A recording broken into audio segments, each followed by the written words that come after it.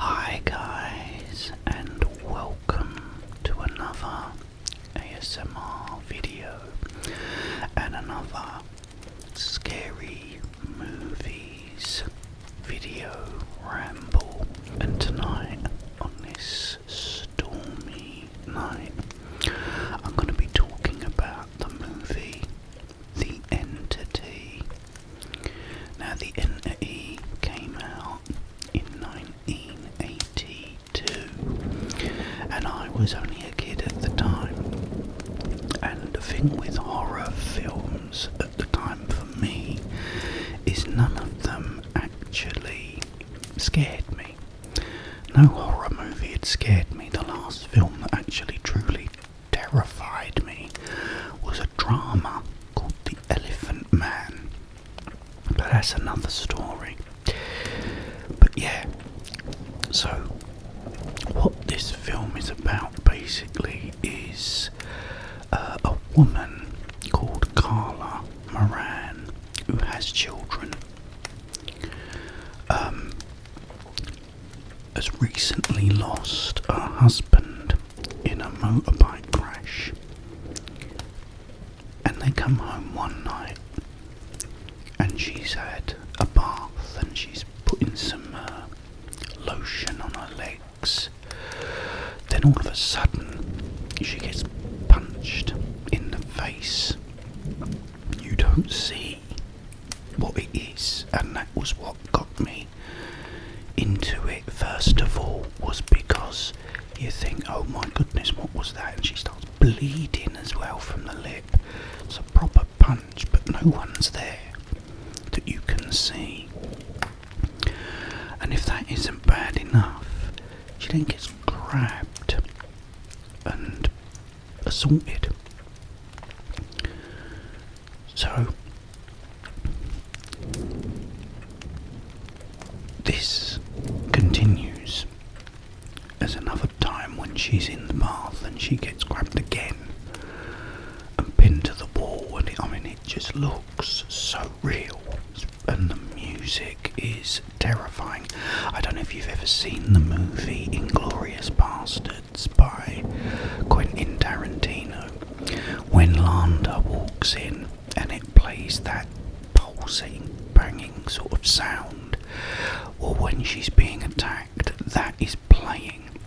Because I remember when they put it on TV, it was on TV once, when she's being attacked, that music was completely removed, because that's how much impact it has on it. It really adds to it. So yeah, there's that. Eventually, she decides to go to see a doctor. And he suggests that it's all in her mind, okay?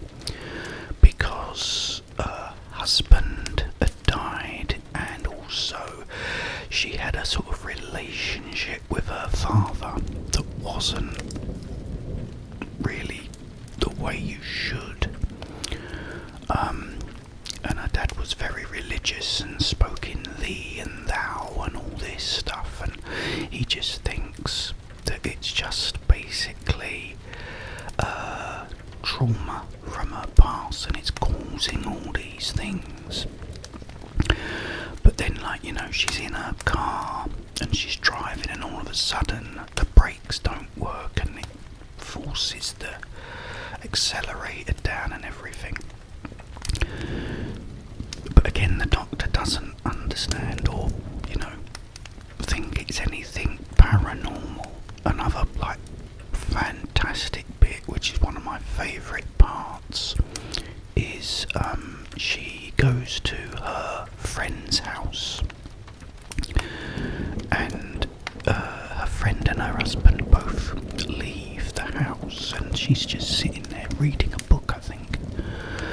And I'm not going to spoil that part for you, but it is absolutely, one, fantastic, and two, will absolutely scare the bejesus out of you. But that's another fantastic part of the movie. She then is in a library looking up all this now herself, and there's two people going on about paranormal activity and all this and that. And so she goes to them and says, look, I have all that at my house, why don't you come and take a look? So they come and take a look, and things do start happening.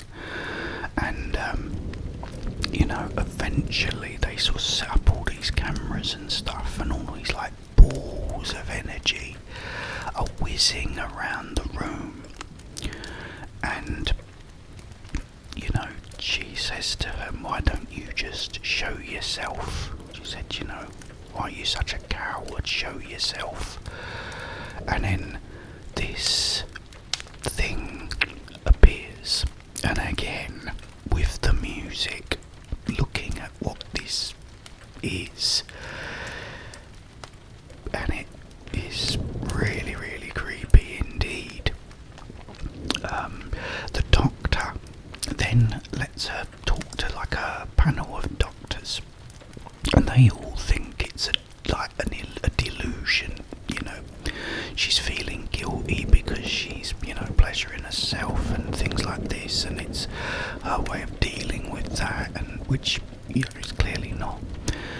She then has a boyfriend come round to stay, and as he walks into the bedroom, she is being attacked again. Only this time she's laying on the bed, and you can see everything that's going on, but there's no one there. The guy then gets a chair and he's gonna try and bash whatever it is.